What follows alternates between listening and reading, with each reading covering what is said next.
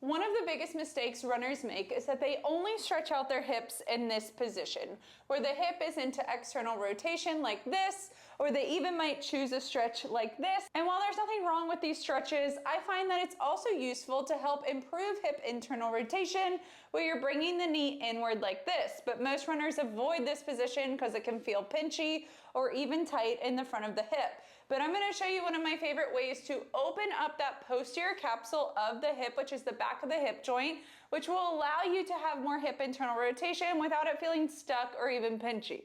To perform this exercise, you're gonna start on all fours and you're gonna straighten out your right leg like this.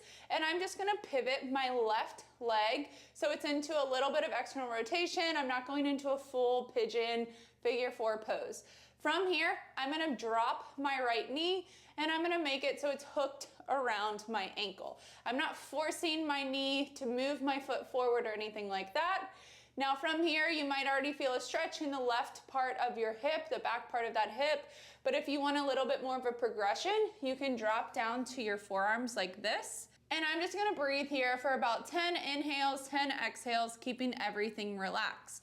Now, if you want more of a progression and you want a bigger stretch in that part of your hip, all you're gonna do is bring your left elbow to your left knee. Now from here, I'm gonna straighten out my right hand and relax my neck.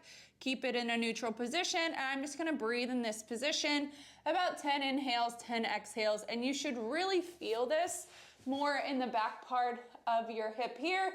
You shouldn't feel anything in the front part of your hip, or else I recommend going back to the modifications.